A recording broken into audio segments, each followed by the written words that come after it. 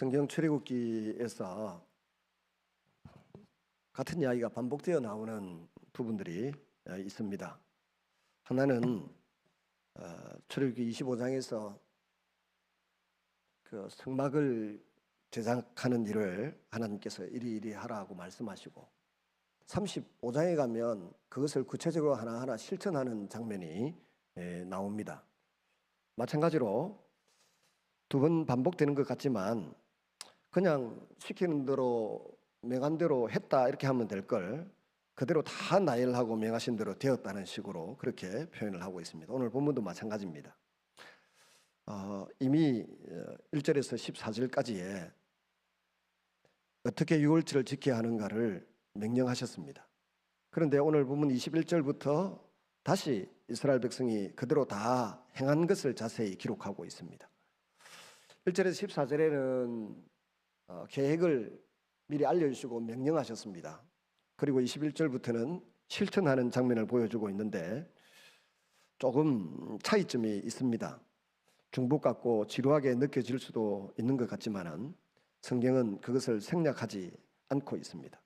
이렇게 하겠다고 말씀하시고 실제로 그대로 되어 실행되는 것까지 기록되어 있습니다. 이유가 무엇일까요?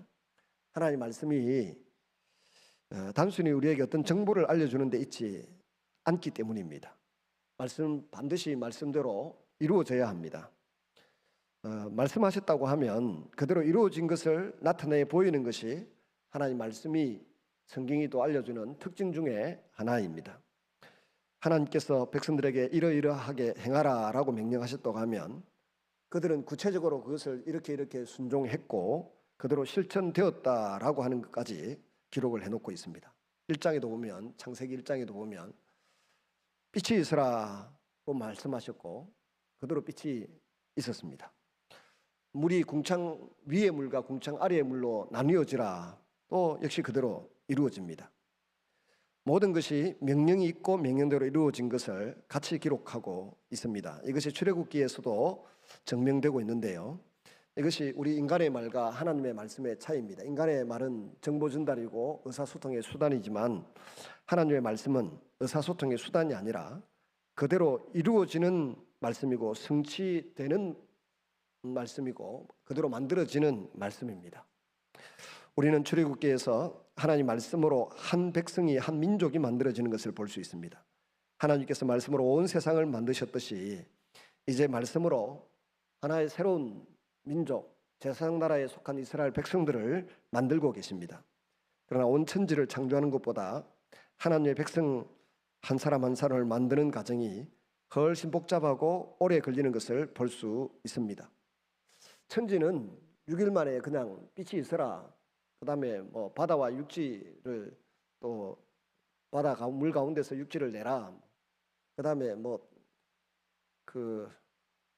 사람을 만든다. 6일 만에 말씀으로 그냥 끝났습니다.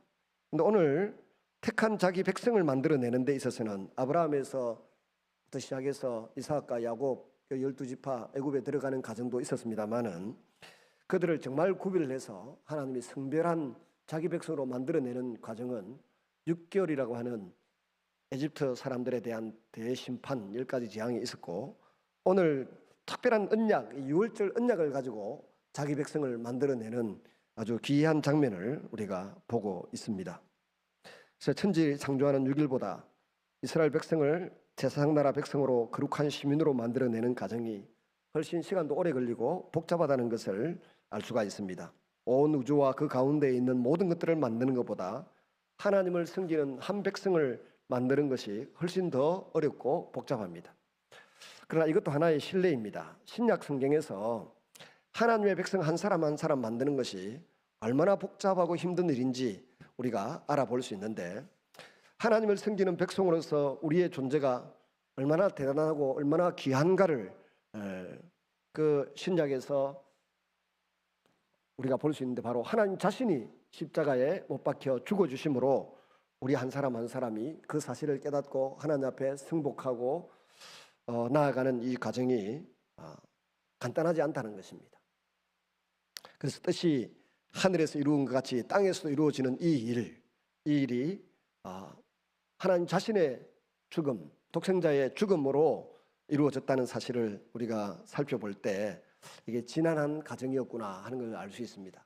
우리는 쉽게 내가 어느 날 교회 가고 싶어서 교회 왔고, 아니 누가 가자 해서 친구 따라 왔다가 예수님을 놀다보이 예수님을 영접했고, 놀다보이 제가 깨달아져서 울었고, 놀다보이 예수님이 너무 귀하고 소중한 분이라 주님으로 왕으로 영접을 해서 그리스도인이 되었다, 이렇게 생각하기 쉬우나 하나님께서 그 예수님을 우리가 영접하도록 일을 진행해 나가시는 데 있어서 구약시대에 4,000년이 있었고 신약시대에 오신 예수님이 적어도 3년의 공생의 기간 동안에 얼마나 힘든 과정을 거쳤던가, 그리고 그때 복음을 또 우리에게까지 전하는, 예를 들어 바울이 1차 전도 여행, 지금 2차 전도 여행의 중간쯤 갔습니다마는 또 3차, 그리고 우리 우리에게까지 복음이 전해 들어오기까지 얼마나 수많은 사람들의 희생이 있었습니까? 대동강에서 토마스 선교사의 그 숭고한 헌신, 죽음,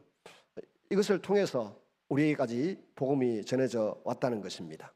그래서 주님의 피값으로 만들어진 하나님의 자녀, 말은 간단하지만 결코 간단하지 않다는 것입니다. 오늘날 우리 교회가 이렇게 세워져 나가고 있고 이제 3분의 2쯤 세워져 간다고 볼 때 이미 하나님 보시기에 아름다운 하나님의 교회이고 하나님의 백성입니다마는 우리의 기준으로는 여전히 해결되어야 될 문제가 들어있지 않습니까? 그 문제들이 다 해결되어 나가는 가정 속에서 얼마나 많은 사람들의 희생이 있고 눈물이 있고 때로는 인내가 있고 때로는 헌신이 있는지 모릅니다. 이렇게 하나님의 나라 백성들의 공동체가 만들어져 가는 데는 어떤 주님의 피값과 또 그 피값을 알고 열심히 복음을 전하는 사람들로, 사역자들로 말미암아 백성이 만들어진다는 것입니다. 첫째, 피값으로 만들어지는 주님의 백성. 우리는 앞부분에서 이미 하나님께서 유월절을 어떻게 지키라고 자세하게 설명하시는지 명령하시는지 살펴보았습니다. 본문에는 모세가 이스라엘 장로들을 불러놓고 그 내용을 그대로 전달합니다. 1절에서 14절은 하나님이 모세에게 말씀하셨고, 이제 오늘 본문 21절에서부터는 모세가 백성의 장로들에게 그 내용을 있는 그대로 전달하는데 그 내용이 처음 것하고 약간 차이가 있습니다. 조금 더 첨가되었습니다. 예를 들면 가족의 수대로 유월절 양을 잡으라고 하는 것은 동일하지만 그 피를 문설주 문인방에 바르라고 한 것도 동일합니다. 앞에 본문과 뒤에 본문이. 근데 뒤에 본문에는 피를 문인방과 문설주에 바르는데 도구가 하나 등장합니다. 우설조 묶음이죠. 또 그날에는 아무도 밖에 나가서는 안 된다라고 하는 것을 추가합니다. 그리고 유월절을 가나안 땅에 들어가서도 지키라고 명령하셨습니다. 이 유월절의 의미를 자식들에게 잘 설명하고 신앙의 유산으로 물려주라고 말씀하십니다. 이것도 새로운 내용이에요. 앞에 1절에서 14절에 나오지 않던 내용이 21절 이하에 나옵니다. 근데 지나가는 이야기이지만 이 유월절 절기를 가나안 땅에 들어간 이스라엘 백성들이 지켰습니까? 다윗도 솔로몬도 안 지켰습니다. 히스기야 때에 부분적으로 조금 지켰고 요시야 때에 북쪽 이스라엘은 다 망하고 없을 그때 전국적으로 유월절을 지킵니다. 그러니까 하나님의 백성들이 큰 은혜를 입고 예수 믿는 사람이 되고 난 이후에도 이 법대로 다 지켜 행하지 않는 것을 볼 수가 있습니다. 이게 이스라엘 백성들의 모습일 뿐만 아니라 오늘 우리의 모습이라는 것입니다. 그래서 말씀대로 다 지켜 행하면 우리가 예상치 못한 복을 많이 받는데 말씀대로 다 지켜내지를 못해서 주님이 예비해 두신 복과 그 은혜, 그것을 다 받아 누리지 못하는 안타까움이 있다는 것을 염두에 두었으면 좋겠습니다. 물론 이런 차이는 모세가 앞서서 잘못 전달하거나 빠뜨려서 지금 자기 생각을 첨가한 것이 아닙니다. 앞에서는 유월절 어린 양에 초점을 맞추어서 기록했습니다. 그런데 뒤에 오늘 읽는 본문에서는 실제적으로 실천하는 데 초점을 맞추어서 기록하였습니다. 새로운 백성의 창조는 유월절 어린 양에서부터 시작됩니다. 지금까지 9번의 재앙이 있었지만 그것으로 새로운 백성이 창조된 것이 아닙니다. 물론 하나님께서는 이들이 언약 백성이라는 것을 아십니다. 하나님께서는 내 후손이 하늘의 별처럼 많으리라고 하신 것입니다. 그러나 수가 많아지는 것은 자동 시스템으로 되는 것이 아닙니다. 하나님께서 그들이 언약의 자손이라는 것을 아셨습니다. 그 하나님의 특별한 예정 가운데 있는 사람들이었습니다. 그러나 그렇다고 해서 그들이 자동적으로 백성이 된 것이 아닙니다. 하나님의 백성이 된 것은 어린 양의 피값입니다. 이 백성은 모두 어린 양이 대신 죽고 그 피를 흘려서 문인방과 문설주의 발음으로 살아남았습니다. 하나님의 심판에서. 그래서 피 없이 하나님의 백성이 있을 수 없습니다. 하나님께서는 피를 보시고 그 집을 죄를 간과하시고 그냥 넘어가시겠다고 말씀하셨습니다. 우리에게 넘어간다는 말이 참 이상하게 여겨집니다. 그래서 넘어간다는 말이 한자로 유월이고 영어로 pass over입니다. 마치 천사가 한 집 한 집 기웃거리면서 피가 있는지 없는지 확인해보고 피가 없으면 집 안에 들어가서 장자를 죽이고 피가 있으면 그 집은 훌쩍 뛰어넘어가는 장면처럼 그렇게 상상이 됩니다. 이 말씀은 시각적인 효과를 이용해서 이해도를 높이는 측면이 있습니다. 실제로 하나님께서 그들의 죄를 간과한다, 그냥 못 본 채 하고 넘어간다는 의미로 보아야 합니다. 하나님께서 심판하시는 날 그들의 문에 바른 피를 보시고 그들의 죄를 문제 삼지 않고 그냥 넘어가시겠다는 것입니다. 다시 말하면 그들도 똑같은 죄인이지만 이 피로 인하여 하나님께서 그들의 죄를 문제 삼지 않고 넘어가시겠다는 것입니다. 우리가 하나님 앞에서 초악한 죄인임에도 불구하고 애굽인들처럼 진멸당하지 않고 살아남을 수 있는 이유가 무엇입니까? 그것은 우리의 죄를 덮어주는 은혜로운 피가 있기 때문입니다. 그 은혜로운 피를 우리는 우리의 마음에 받아들였습니다. 이 피를 받아들인 사람과 받아들이지 않은 사람의 차이를 우리가 좀 약간 신비스럽게 경험할 때가 있는데, 고등학교 때 주님 영접하고 얼마 안 됐을 때 우리 전도사님이 학생 두세 명과 함께 난데없이 태종대 구경을 가자 하더라고요. 태종대가 뭔지도 모르는데, 그래서 나는 큰 종이 있는가 싶어가지고 갔는데 큰 종은 없고 그 뭐 모자상 비슷한 거 있으면서 뛰어내어 자살하면 안 된다고 엄마가 품에 안고 있는 모습을 한번 생각해봐라. 그 자살을 많이 했는가 봐. 그거 하나 하고 돌아서 나오는데 돗자리를 펴놓고 점쟁이 아줌마가 앉아서 점을 치고 있더라고. 사람들이 둘러서 있는데 전도사님과 저와 또 학생 몇이 이렇게 다가갔는데 갑자기 휘 불더니 그 예수 믿는 사람들은 가라고. 뭐 남 영업하는데 방해하지 말고 가라고. 휘파람 잘 못 불어. 휘파람 휘 불어서 하면서 가라고. 뭐가 안 나온다고. 그 옛날에 그 종교 이단 사이비 이단 소장 그 탕명한 씨가 이단 종파를 연구하게 된 그 배경 속에도 자기가 무당들 이 대자배하는 곳에 갔더니 예수 믿는 새끼 가라고 막 소리를 지르서 이 대자배가 안 된다고 자기 귀신이 오다가 도망간다고 자꾸 가라고 해서 그때서 설마 내보고 가라겠나 했는데 나중에 보니까 자기를 지칭하더라는 겁니다. 그래서 예, 신앙의 실체를 깨닫고 그때부터 이단 종파 연구소 소장을 맡아서 많은 고생을 좀 하고 남긴 공적들이 조금 있죠.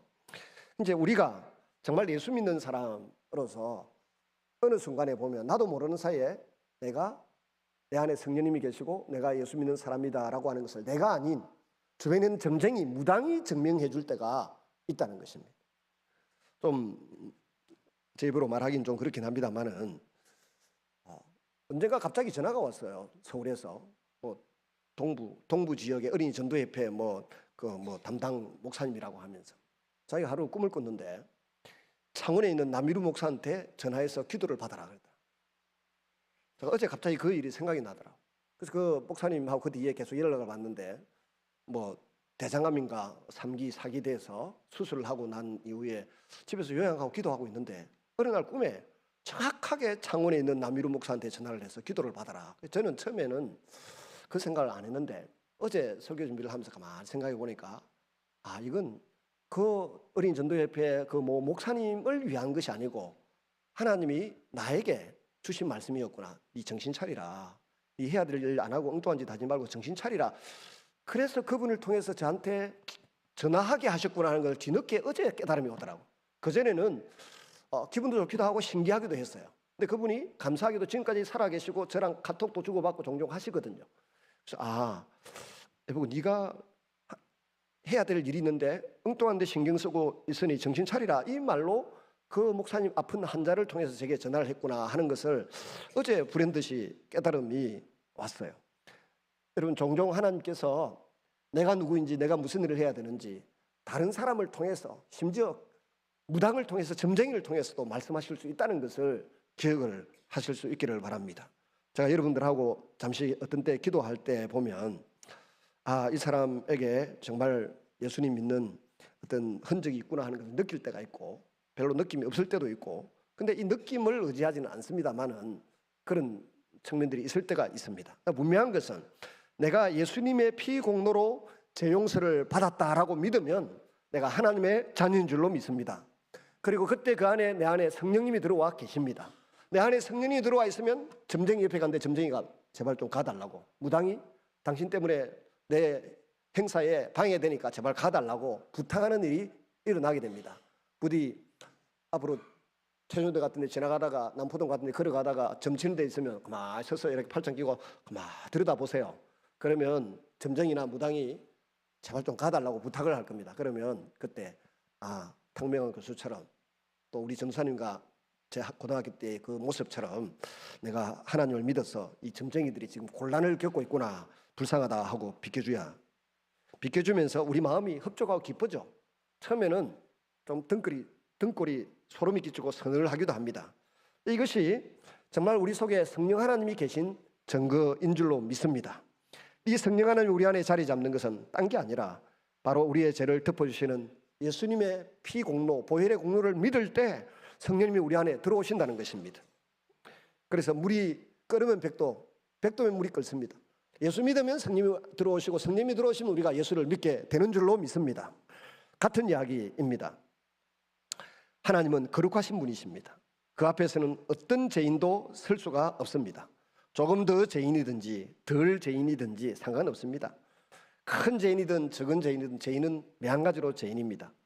바위도 바닷물에 던지면 가라앉고, 모래도 좁쌀만한 모래도 물속에 가라앉습니다. 완전히 거룩하지 않으면 소멸될 수밖에 없습니다. 그 무서운 하나님의 진노로부터 우리를 가리워 주는 것은 오직 은혜로운 예수 그리스도의 피입니다.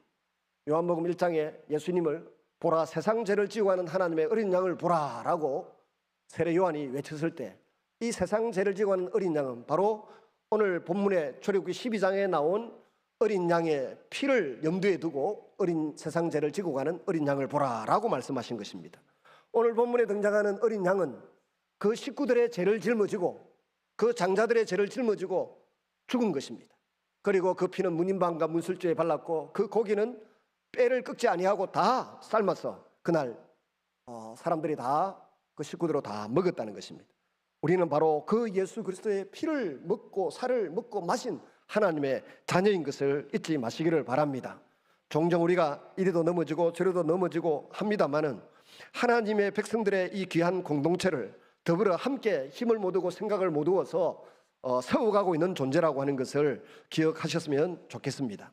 그래서 누가 넘어지면 달래서 세우고, 때로는 따끔하게 충고해서 세우고, 또 말씀으로 기도로 구원해서 세워서 더불어 함께 주님 품에 안기는 그날까지 나아갈 수 있기를 바랍니다.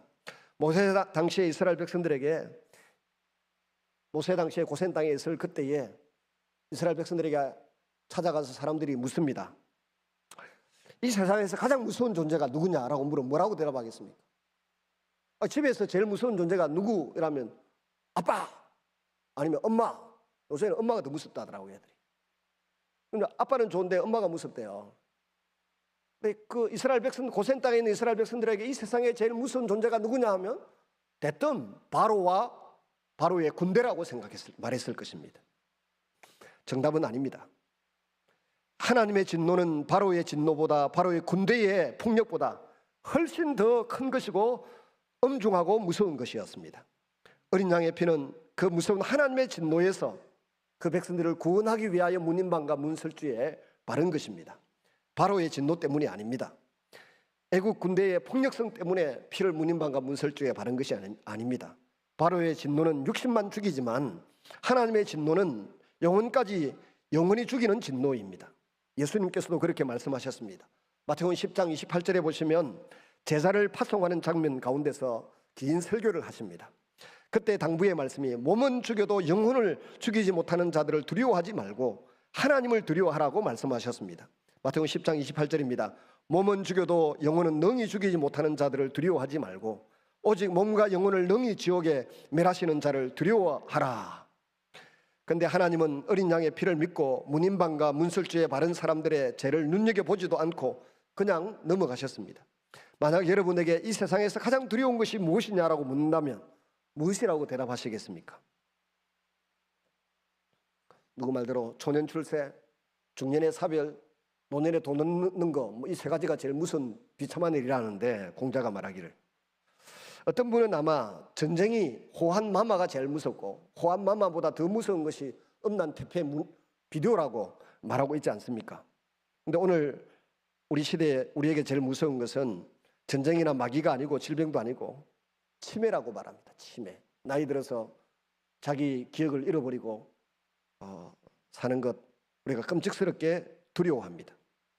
그러나 이것보다 더 무서운 것은 바로 거룩하신 하나님의 진노인 줄로 믿습니다. 이것보다 더 두려운 것이 없습니다. 하나님 앞에서 바로의 세력 같은 것은 아무것도 아닙니다. 그러나 보배로운 예수 그리스도의 피는 하나님의 진노로부터 우리의 죄를 가려주고 보지 못하게 막아줍니다. 하나님으로 하여금 우리의 죄성을 간과하게 하십니다. 대신 은혜로운 눈으로 우리를 보시게 하십니다. 만약에 바로나 세상의 권세를 두려워하고 무서워했다고 하면 어린 양의 피는 필요 없었을 것입니다. 오히려 어린 양의 피는 반역의 표시로서 더 곤란을 당하게 할 수도 있었습니다. 그러나 바로의 진노는 하나님의 진노 앞에서는 아무것도 아니었습니다. 9가지 재앙을 통해서, 이번에 10가지 재앙을 통해서 6개월 동안 충분히 이스라엘 백성들에게 증명이 되었습니다. 여러분이 하나님의 자녀라고 하면 이런 하나님을 알고 계시느냐라는 질문에 스스로 두려워할 줄 알아야 합니다. 가장 무서운 것은 하나님의 진노입니다. 모세가 에집트에 나타나서 6개월 동안 그 10가지 재앙을 미리 이야기하고 하나하나 진행되어 가는 것을 보기 전까지 이스라엘 백성들은 하나님에 대한 지식이 아주 적었습니다. 창세기에 있는 하나님에 대한 지식이 전부였습니다. 그런데 출애굽기 4장 이후에 오늘 12장까지의 이 하나님의 진노를 보면서, 재앙 쏟아내는 걸 보면서 하나님에 대해서는 그 거룩하심과 그 진노하심이 얼마나 무서운 것인지 충분히 깨달을 수 있는 기회가 되었습니다. 여러분, 하나님의 진노의 순간에 어린 양의 피 외에 하나님의 불꽃 같은 눈으로부터 나의 죄를 덮어줄 수 있는 것이 전혀 없다는 것을 인정하십니까? 만약 그것이 믿어진다고 하면 그 사람은 하나님을 찬양하고 하나님을 경배할 수밖에 없을 것입니다. 예수 그리스도의 피만 오직 의지하게 될 것입니다. 모세는 이스라엘 백성들에게 한 사람도 자기 집 문 밖에 나가지 말라고 했습니다. 왜요? 물론 집 밖으로 함부로 나다니다가 애굽인으로 오해되어 죽을 수도 있기 때문입니다. 그러면 하나님의 천사는 애굽인과 이스라엘인을 구별하지 못해서 죽일 수도 있다는 뜻입니까? 스스로 하나님의 백성으로서 구별되는 노력을 하라는 뜻입니다. 내가 하나님의 자녀이기 때문에 집 밖으로 나가지 않는다. 그 노력과 믿음의 선택과 고백을 하라는 것입니다. 스스로 철저하게 구별하라고 하는 뜻입니다. 애굽인이 유리하면 애굽인처럼 처신하고, 히브리인이 이스라엘인이 유리한 사람인 이스라엘 사람으로 처신하는 그런 삶을 살아서는 안 된다는 겁니다. 어려운 형편에서도 스스로 자신을 하나님의 자녀로 구별할 수 있는, 성별할 수 있는 능력이 있어야 한다는 겁니다. 하나님의 백성은 할 수 있는 것과 할 수 없는 것의 구별이 있어야 합니다. 이런 기준이 자기 스스로에게 있어야 됩니다. 우리가 그리스도 안에 있다고 할 때 무슨 뜻입니까? 하나님의 백성들은 모두 성령의 끈으로 묶여 있습니다. 그 끈을 넘어서 자기 마음대로 할 수 없습니다. 이것은 눈에 보이는 제도의 끈이 아니고 새로운 양심의 끈입니다. 성령님이 우리의 양심을 변화시켜서 새롭게 생긴 이 새로운 피조물된 양심입니다. 새로운 윤리의 끈입니다. 그래서 성령의 사람은 자기 마음대로 그 끈을 끊고 밖으로 내돌아다니지 않습니다. 두 번째, 애굽의 장자가 죽은 재앙입니다. 20절에서 29절에서 30절에 밤중에 여호와께서 애굽 땅에서 모든 처음 난 것 곧 왕위에 앉은 바로의 장자로부터 옥에 갇힌 사람의 장자까지와 가축의 처음 난 것을 다 치심에 그 밤에 바로와 그 모든 신하와 모든 애굽 사람이 일어나고 애굽에 큰 부르짖음이 있었으니 이는 그 나라의 죽임을 당하지 아니한 집이 하나도 없었습니다. 모세와 대결했던 파라오는 아메노텝 3세라고 합니다. 그 다음은 투트모스 4세인데 투트모스 4세는 장자가 아닙니다. 투드무스 4세의 죽음 이후의 비문에 그가 왕자였을 때 태양신이 자신에게 왕위를 약속했다고 기록하고 있습니다. 그 말은 본인이 장자가 아니었다는 뜻입니다. 맏아들을 잃은 애굽 사람들의 슬픔과 충격이 얼마나 컸을까요? 말로 표현할 수 없었을 것 같습니다. 바로 하나님의 심정이 그런 심정이었습니다.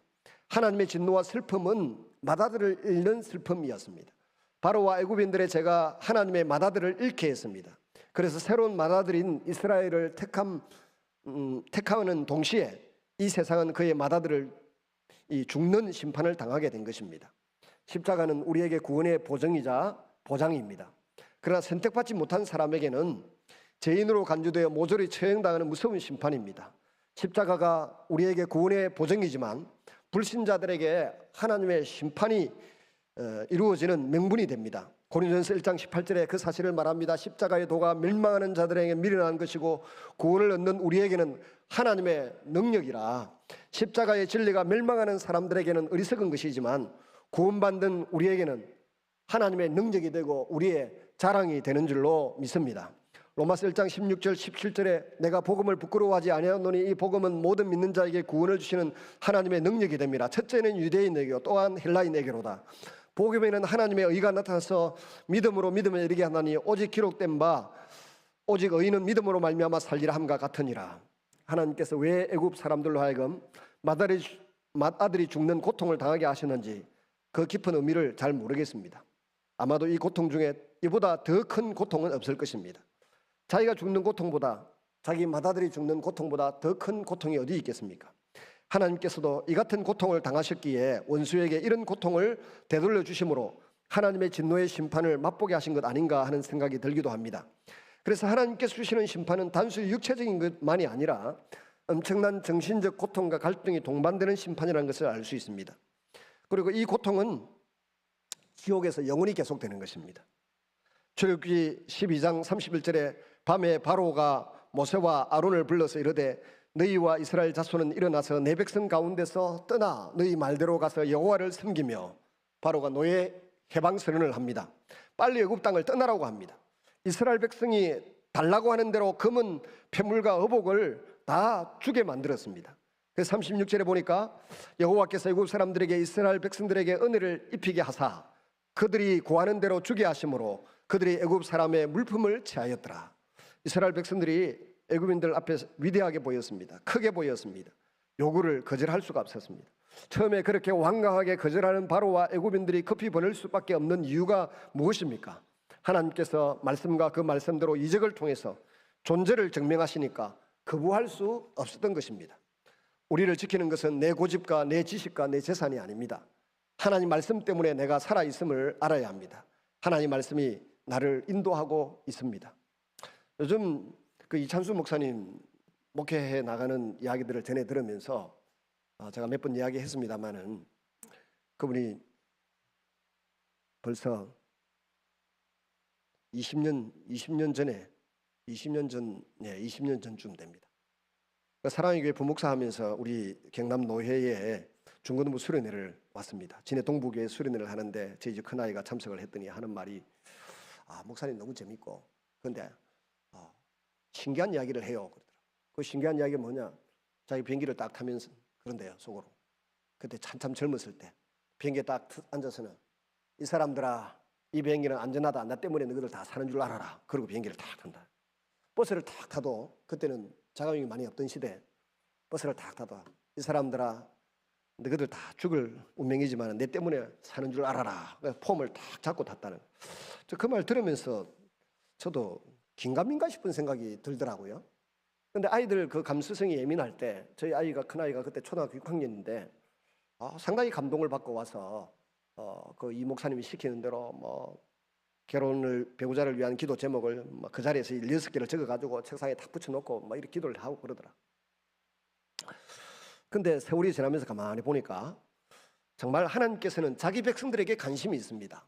자기 백성들을 살리기 위하여 주변에 있는 수많은 사람들이 그 한 사람의 백성 때문에 혜택을 받고 은혜를 누리는 것입니다. 여러분 한 사람 한 사람이 하나님 앞에 복을 받을 만하고 은혜를 입을 만하면 그 주변에 있는 모든 가족들과 친족들이 혹은 지인들이 더불어 함께 은혜를 받을 수 있다는 것을 기억하시기를 바랍니다.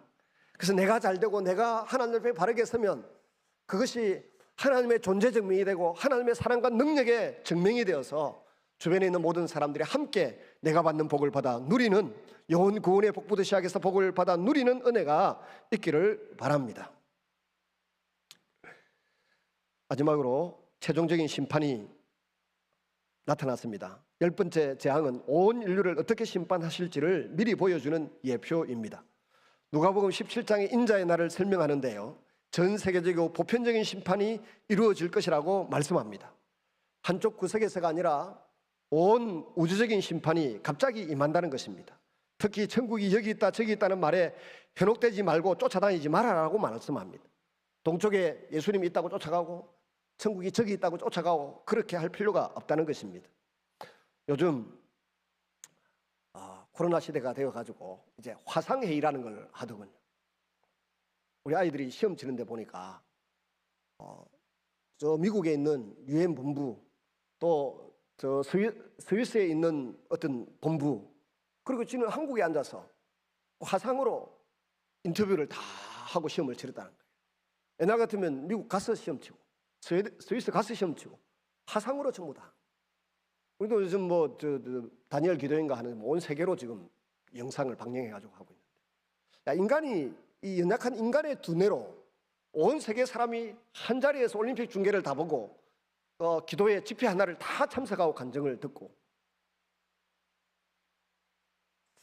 마태복음 25장 31절 이하에 보면 양과 염소의 비유가 나오는데 천사들의 호령 나팔 소리와 함께 예수님께서 공중에 재림하시는 거예요. 공중에 재림하시고 온 인류를 한 자리에 불러 모아놓고 주님을 잘 따르고 말씀대로 잘 행한 자는 오른편에 양의 무리에 들어가고, 그렇지 못한 자는 왼편에 염소의 무리에 들어가서 영원히 벌을 받고 영원히 창세로부터 예비된 한 나라를 상속받는다라고 말하고 있습니다. 그 말씀이 오늘날의 이 화상회의나 화상중계 이런 걸 보면서 조금은 실감되어지기 시작합니다. 앞으로 주님이 이 땅에 재림하시는데 그 재림은 마태복음 25장 31절 이하의 예에 의하면 지상 재림이 아니에요. 지상의 재림한 무슨 신천지의 이만희도 아니고 통일교의 문선명이도 아니고 박태선도 아니고 양머시기도 아니고 재임에서 그 사람도 아니고 자칭 재림의 수라고 50명이나 지금도 살아있다고 하는 팔에 박명호인가 옛날에 엘리야 복음서원 이래가지고 제가 군에 군목 입대할 때 보니까 부대 옆에 엘리야 서원에 나중에 보니 강원도의 직역군, 지금 저 어디 브라질인가 멕시코인가 어느 나라에 가가지고 그 사람들 다 끌고 가서 못된 짓을 내가 TV, PD 수첩에 막 나오는 걸 보니까 결국 이단들은 그렇게 해가지고 모든 사람들을 혹세미문에서 망가뜨리는 것이구나 하는 것을 우리가 보고 있습니다. 근데 재림의 수는 성경 말씀에 의하면 이 땅 위에 재림하는 게 아니라고 말합니다. 공중 재림이에요. 제3의 장소에 재림하셔서 지상도 아니고 천국도 아닌 제3의 장소에서 대심판을 행하시는 것입니다. 그때 주 예수를 믿고 주 예수의 이름으로 선을 행하고 어린 소자에게 냉수 한 사발 대접했거나 헐벗은 자에게 밥을 대접했거나 벗은 자에게 옷을 입혔거나 감옥에 갇힌 사람에게 찾아가 위문했거나 병든 자에게 신방 갔거나 그 모든 것에 대해서부터 바로 나에게, 이 지극히 작은 자 한 사람에게 행한 것이 바로 나에게 행한 것이다 라고 말씀하시면서 창세로부터 예비된 한 나라를 상속받으라 라고 말씀하시는 그 주님의 음성을 우리는 믿고 믿음으로 살아가고 있습니다. 그런데 그 일을 행하지 않은 사람은 예수님 자신에게 행한 것이 아니라고 간주하시고 영원히 예비되어 있는 벌을 받고 슬피 이를 갈며 영원히 살게 될 것이라고 말씀하고 있습니다. 우리는 이 성경 말씀을 믿고 붙들고 살아갑니다.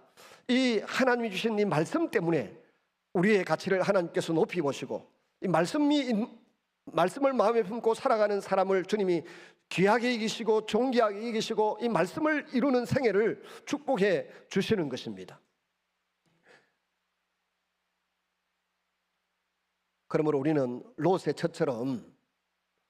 부인처럼 소돔 고모라 성에 유황불이 떨어져서 죽어가는데 자기 집에 남아있는 게 가재도구가 아쉬웠던지 돌아보다가 소금기둥이 되었다 하지 않습니까? 오늘 보면 이후에 계속 나오겠습니다만 바로도 뒤늦게 또 이 노예들이 아깝고 그들이 가지고 나가는 가축들과 보물들이 아까웠던지 또 추격을 해서 괜히 따라가다가 홍해 바다에 다 수장되어서 죽고 맙니다. 그런 짓을 하지 말아라는 것입니다. 무릇 자기 목숨을 보존하고자 하는 자는 잃을 것이요 잃고자 하는 자는 살리라 라고 하십니다. 무슨 뜻입니까? 주님이 주시는 힘으로 살지 않고 자기 힘으로 살아보겠다고 몸부림치는 자는 죽을 것이란 뜻입니다. 자기를 위하여 너무 많은 것을 쌓아두는 것은 정작 자기 영혼을 소홀히 여기는 것을 말씀합니다. 자기 목숨을 잃고자 하는 것은 무슨 뜻입니까? 늘 죽음을 각오하고 늘 끊임없이 하나님께 의존적인 삶을 살아가는 것을 말합니다. 우리는 자기 욕심을 따라 살아가는 세상을 보고 있습니다.